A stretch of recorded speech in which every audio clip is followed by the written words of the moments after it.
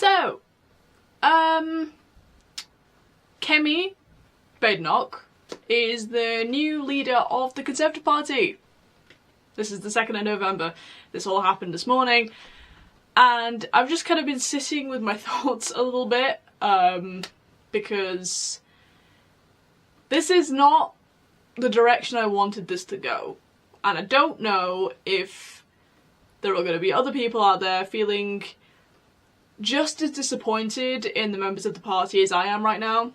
Now, I knew she was popular, and I knew that she was popular, especially with the conservative women. Obviously, she's the first black female leader we've had, so yay diversity, which actually is yay diversity because it still proves we're the most diverse party out there. Screw you, Labour, with your all white men. I genuinely thought that people would get their priorities straight and not go for a woman who is more concerned with what a woman is and defining that than national security. Her whole campaign was based on renewal, and I am genuinely doubtful as to whether she's actually going to carry that out. Yeah, it's been a strange few hours. It's fascinating to me that people just don't see how divisive she's gonna be because of how controversial she has already been. As I say, she's more concerned with what is a woman than actual issues that face this country. She's more concerned with going on the record saying that statutory maternity pay is excessive on the taxpayer because it's going to people who aren't working. It's coming from people who are working to people who aren't working. But then in the first breath, she's saying, like in that same interview, she's saying that the state should interfere less with business. But then she's saying that they should be paying more maternity pay than the taxpayer.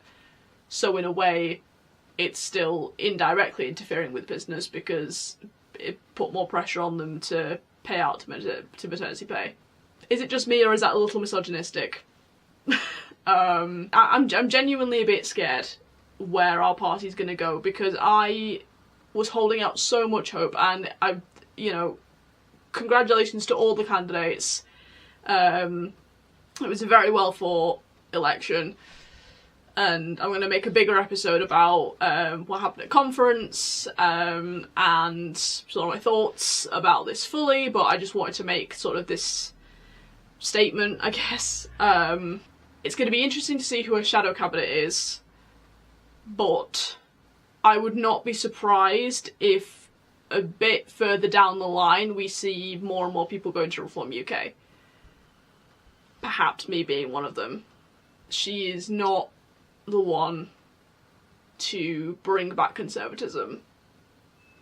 Rob was the one to do that, and Tom before him. We don't need somebody who is going to be the champion of those who are still concerned with identity politics, more specifically gender identity politics. We don't need somebody who is going to continue to aggravate and back up that group of members that we have in the party. The one thing we needed was to gain more popularity and show people that we are concerned about the real issues, like national security, like sorting out migration, like holding the opposite party to account, and actually coming up with some real policies. And it's funny how she's not really come up with that many throughout her campaign. It's been a meme. So we'll see what happens, and I'll be sure to talk about it when it does. But this is not the dawn of a new hopeful era in my eyes that it needed to be. So congratulations to Kemi. You fought well. Rob, I wish it was you up there. But we'll see. She did say in her speech this morning that her and Rob don't disagree on a lot, which makes me think that maybe he'll be in her shadow cabinet. I hope so. I hope she's got at least one of them in there, because I'm hoping that if she creates a robust enough shadow cabinet that maybe they can help strengthen her and create a solid foundation that she's not got that so far, and will hopefully straighten her out and put her on a straighter path and a stronger road to actually renewing the party, which is what she wants to do. It's going to be an interesting time, but just wanted to put that out there in case there's anybody else out there feeling the same. But this was really the time for us to step up, and we didn't. And as I've said, I am very disappointed in our membership for this decision. But we'll see what happens. Maybe things can turn out for the better. I will grasp on to the sliver of optimism that I still have, and try and see the silver lining. But it's not quite peering over the cloud yet. So I'll see you guys in the next one. Leave your thoughts in the comments. We've got to stand together.